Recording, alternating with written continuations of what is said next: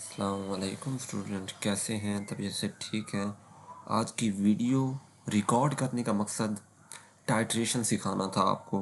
Student, आप chemistry lab में खड़े हैं तो कोई भी टीचर आता है तो आपको टाइट्रेशन की first type acid base titration करवाने को कहता है कि आप स्टूडेंट एसिड बेस टाइट्रेशन करें, और आपको केमिकल दे दिए जाते हैं, एसिड भी दे दिया जाता है, बेस भी दे दिया जाता है। तो आप किस तरह से टाइट्रेशन करवाएंगे?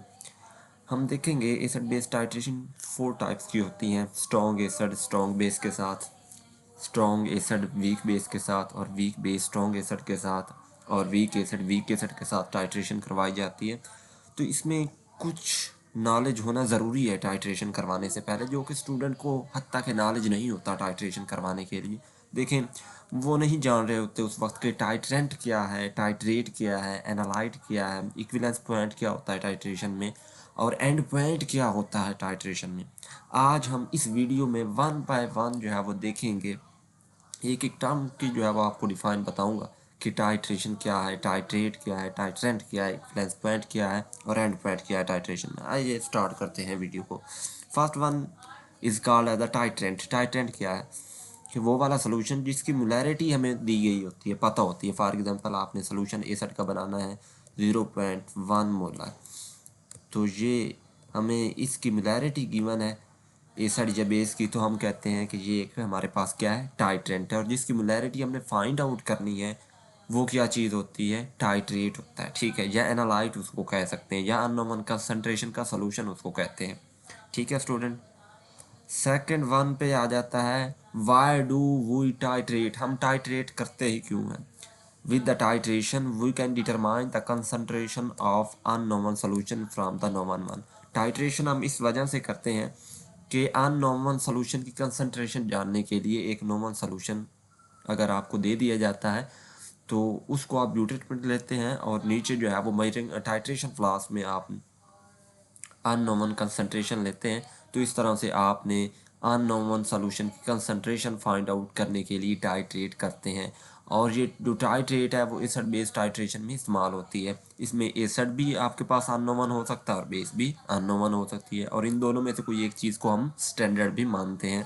थर्ड वन पे देखते हैं कि टाइट्रेंट क्या है और टाइट्रेट क्या है।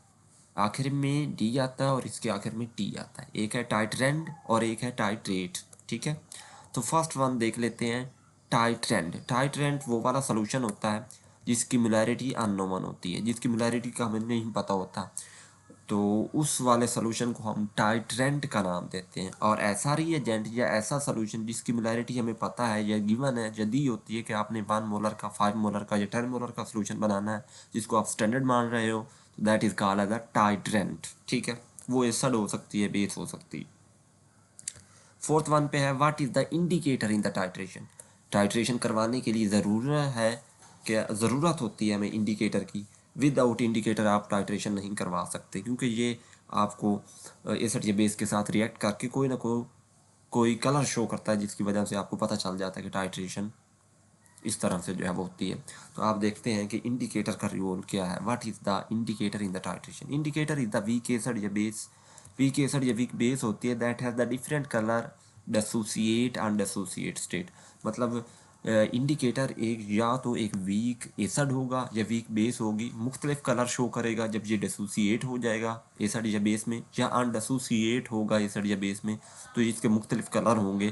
तो इस वजह से हम इंडिकेटर को यूज़ करते हैं टाइट्रेशन में। ठीक है, अच्छा, और इंडिकेटर को इस वजह से भी टाइट्रेशन में यूज़ किया जाता है ताकि वो इक्विवेलेंस पॉइंट या एंड पॉइंट हमें टाइट्रेशन का बताए। और इंडिकेटर का कलर किस चीज़ के ऊपर डिपेंड करता है स्टूडेंट? तो indicator colour depend upon the pH of solution. Indicator का colour pH of solution, solution की पीएच के ऊपर डिपेंड करता है कि इस सोल्यूशन की इतनी पीएच है तो इसका कलर ये होगा। इसी वजह से जो इंडिकेटर का कलर है वो सोल्यूशन की पीएच के ऊपर डिपेंड करता है। कीप इन माइंड, इसको आप ध्यान में रखिएगा टाइट्रेशन करवाते हुए।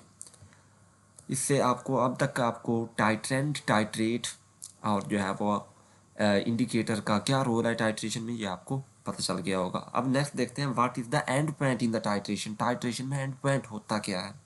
The end point of the titration is the point at which color of the solution change completely due to the formation of the product due to the addition of indicator.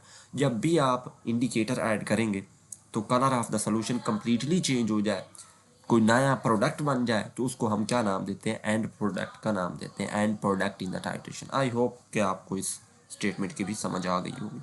नहीं आई तो आप दोबारा फिर से पूछ सकते हैं। नेक्स्ट चलते हैं, what is the equivalence point in the titration. Titration में इक्विवेलेंस पॉइंट क्या होता है? जिसमें वो वाला पॉइंट, वैसे आप समझ लें, वो वाला पॉइंट जिसमें एसिड और बेस की कंसंट्रेशन इक्वल हो जाए, ठीक है। तो उस तरह की हमारे पास, उस तरह से पॉइंट जो आएगा हमारे पास जिसमें एसिड और बेस की कंसंट्रेशन बिल्कुल इक्वल एग्जैक्ट बराबर हो गई है, तो उस पॉइंट को हम इक्विवेलेंस पॉइंट का नाम देते हैं। देखें आए बाकायदा हम इसकी डिफाइन भी देख लेते हैं। The point in the titration at which amount of the titrant जिसकी कंसंट्रेशन हमें पता है, added to just enough to completely neutralise the analyte solution, जिसकी कंसंट्रेशन हमें नहीं पता, तो उसके बिल्कुल बराबर हो जाती है कि न्यूट्रलाइज हो जाती है कम्प्लीटली तौर पे, तो उसको इक्विवेलेंस पॉइंट का नाम देते हैं, ठीक है। इक्विवेलेंस पॉइंट का नाम देते हैं। और दूसरा इसमें ये वो इसमें मेंशन कर रहा है स्टेटमेंट पूरी में कि अगर आप एसिड और बेस का रिएक्शन करवाते हैं तो रिएक्शन जब हो जाता है तो न्यूट्रलाइजेशन का हमें ऐसा पता चलेगा कि न्यूट्रलाइजेशन ऑफ रिएक्शन में हमारे पास एसिड जब बेस के साथ रिएक्ट करता है तो साल्ट और वाटर बनाता है, तो इसमें पता चल जाता है कि ये इक्विवेलेंस पॉइंट है, ठीक है।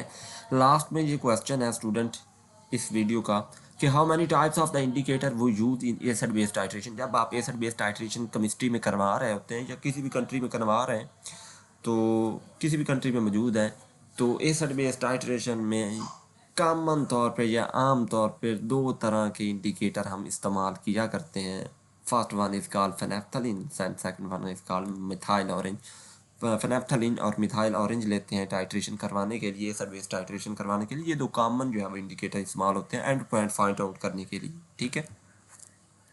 देखें जी, टाइट्रेशन होती इस तरह से है कि आपने नीचे क्या लेनी होती है, टाइट्रेशन फ्लास्क लेनी होती है और उसमें अननोन कंसंट्रेशन लेनी है, या एसिड की होगी आपके पास अननोन कंसंट्रेशन, या आपके पास बेस की आप लेंगे अननोन कंसंट्रेशन। इन दोनों में से एक लेंगे, किसमें?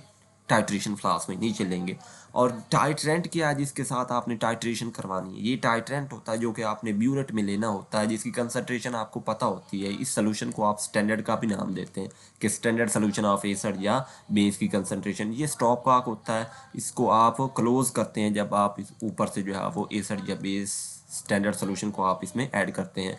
फिर जब आप टाइट्रेशन करवानी होती है तो इसको स्टॉप कर को स्लोली खोलते हैं, ताकि जो है वो वन ड्रॉप बाई ड्रॉप जो है वो आप उस सोल्यूशन के साथ अननोन कंसंट्रेशन का जो सोल्यूशन टाइट्रेशन फ्लास्क में मौजूद है उसके साथ करवा सकें।